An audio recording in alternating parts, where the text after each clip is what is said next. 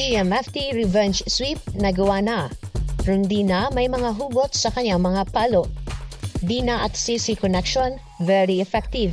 Para bago natin yan simulan, please support this channel by clicking like, share, subscribe, and hit the notification bell to be updated in our upcoming videos.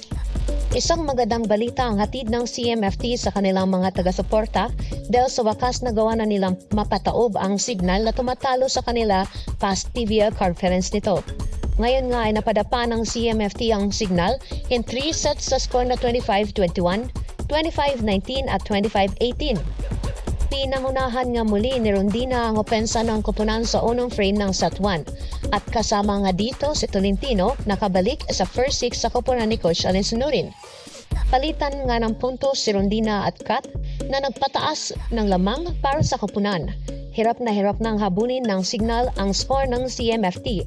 Nakuha ng Chocomucho ang set 1 sa score na 25-21. Muli namang uminit agad ang Chocomucho sa set 2 at hindi na nga nito pinapalapit pa ang score sa signal.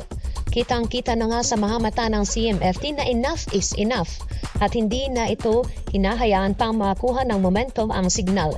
Palong-palo nga rin dito si Tolentino at CC na naging point big contributor para sa koponan. Bumawi nga rito si Molina at ginawa ang lahat para makabawi lang sa CMFT.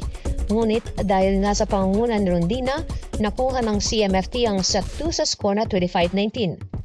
All is well na nga nangyari sa set 3 kung saan ay mas tumindi na rin ang depensa ng Chocomucho. Dito nga mas bumuhos ang mga middle attacks ni Madayag na tuluyan na ngang tumaas ang kalamangan ng CMFT dahil na rin sa napagandang net defense at opensa ng koponan. Dig kung dig nga rito ang CMFT kahit si Wong ay nakailang digs na nakuha sa set na ito. Tuluyan na nga nawala sa momentum ang signal and CMFT overtakes the set 3 sa score na 25-28.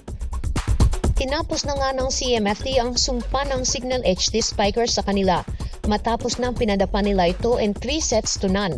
Si Tang Ponsi nga ang naging player of the game dito kung saan nakakuha ito ng 17 excellent digs and 3 excellent receptions. Dahilan sa napakandang laro ng CMFT, tatlo nga ang nakapag-double digits dito sa koponan ng Titans. Ito ay sina Rondina, Madayag at Tolentino at nagpahirap sa depensa ng signal. Wala na ring nagawa si Ces Molina na tanging nakapagbigay ng mataas na puntos para sa kanilang koponan.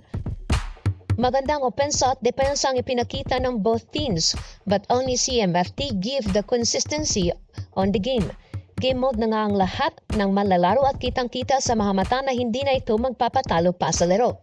Sa ngayon ay may 2-1 win-loss record na ang CMFT at pasok na rin ito sa Final Four contender. So there you have it. Don't forget to like, share, subscribe, and hit the notification bell to be updated in our upcoming video.